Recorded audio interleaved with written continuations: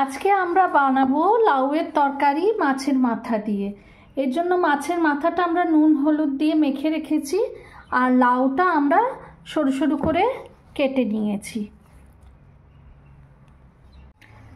এইবার আমরা সর্ষের তেল গরম করে নিয়েছি, মাছের মাথাগুলো খুব ভালো করে ভেজে নেব।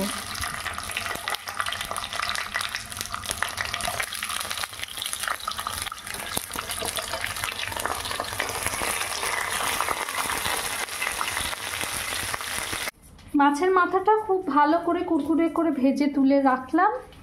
এইবার এই তেলেই আমরা দেব কালো জিরে ফোড়ন। কালো জিরে, কেউ জিরেও ফোড়ন দিতে পারো, আমি কালো জিরে ফোড়ন দিয়েই রান্নাটা করছি। কালো জিরে ফোড়ন দিয়ে আমরা এই যে সরু সরু করে কেটে রাখা লাউটা এইটা দিয়ে দেব কড়াইয়ে।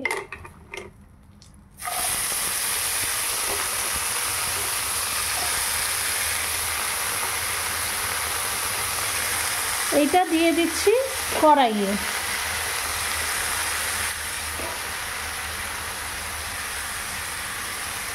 এইবার লাউটায় নুন হলুদ দিয়ে আমরা কিছুক্ষণ নাড়াচাড়া করে এটা ঢেকে রাখব। হলুদ দিলাম নুন, দেব অল্প লঙ্কা গুঁড়ো। এইবার এগুলোকে আমরা ভালো করে ভেজে নেব।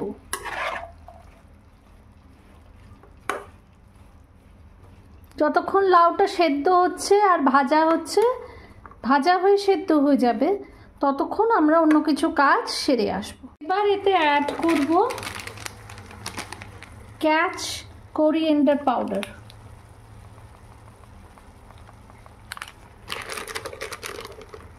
লাউটা প্রায় সেদ্ধ হয়ে এসেছে। এবার আমরা যে মাছের মাথাটা ভেজে রেখেছিলাম ওটার মধ্যে দিয়ে দেব, দিয়ে এটা ভালো করে অ্যাড করে দেবো, করে আবার এটাকে চাপা দিয়ে রেখে দেব। যেটুকু মাছের মাথা সেদ্ধ হবার এর মধ্যে সেদ্ধও হবে আর লাউটাও সেদ্ধ হয়ে যাবে। আমাদের লাউ দিয়ে মাছের মাথা দিয়ে তরকারি একদম তৈরি। জলটা শুকিয়ে যেতে যেতেই লাউটাও সেদ্ধ হয়ে গেছে, মাছের মাথাটাও সেদ্ধ হয়ে গেছে। আপনারা চাইলে এর ওপর দিয়ে ধনেপাতা দিয়ে সার্ভ করতে পারেন।